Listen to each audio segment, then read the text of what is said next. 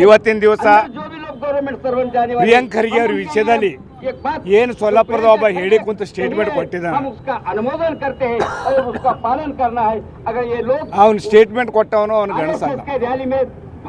ಅವನು ಒಂದೇಳೆ ಗಣಸಿದ್ರೆ ಬೀದರ್ ಬಂದು ಸ್ಟೇಟ್ಮೆಂಟ್ ಕೊಡಬೇಕು. ಇಲ್ಲ ಖರ್ಗೆ ಅವ್ರು ಬೆಂಗಳೂರು ಇರ್ತಾರೆ, ಅಸೆಂಬ್ಲಿಯಲ್ಲಿ ಇರ್ತಾರೆ, ಅವ್ರು ಬಂದೇ ಇರ್ತಾರೆ, ಅಲ್ಲಿ ಹೋಗಿ ಮಾತಾಡ್ಬೇಕಿತ್ತು. ಅವನು ಹಿಂದೆ ಟಿವಿಯಲ್ಲಿ ಹಿಂದೆ ಮಾತಾಡಿ ಯಾರು ಆಡ್ಬೋದು. ನಾನು ಈಗ BJP ದೊಡ್ಡ ಲೀಡರ್ಗಳಿಗೆ ಬೈದ್ರೆ ಅವ್ರು ಎದುರೋಗಿ ಬೈದಂಗಲ್ಲ. ದಮ್ಮಿದೆ ಎದುರು ಬರಬೇಕು.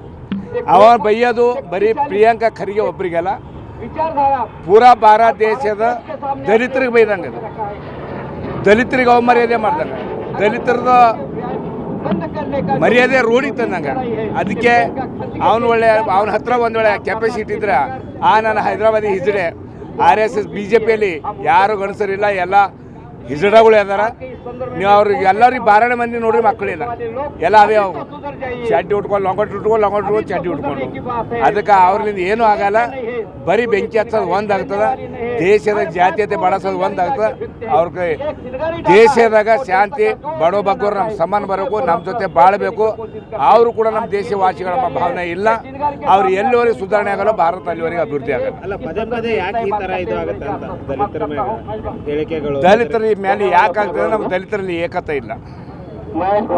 ದಲಿತರು ಯಾವ ಪ್ರಕಾರ ಇವತ್ತು ಒಂದಾಗಿದೆ ಅದೇ ಪ್ರಕಾರ ಒಂದಾಗಬೇಕು. ಅವ್ರಿಗೆ ನಾವು ಪಾಠ ಕಲಿಸ್ಬೇಕು. ಅವ್ರು ಮಾಡಿದಕ್ಕೆಲ್ಲ ನಾವು ಸಹಿಸ್ಕೊಳ್ತಾ ಇದ್ದೇವೆ. ಅವ್ರದ್ದು ಹುಲಿ ಆಗ್ತದೆ. ಅವ್ರು ನಿಜ ಹುಲಿ ಅಲ್ಲೇ ಅಲ್ಲ.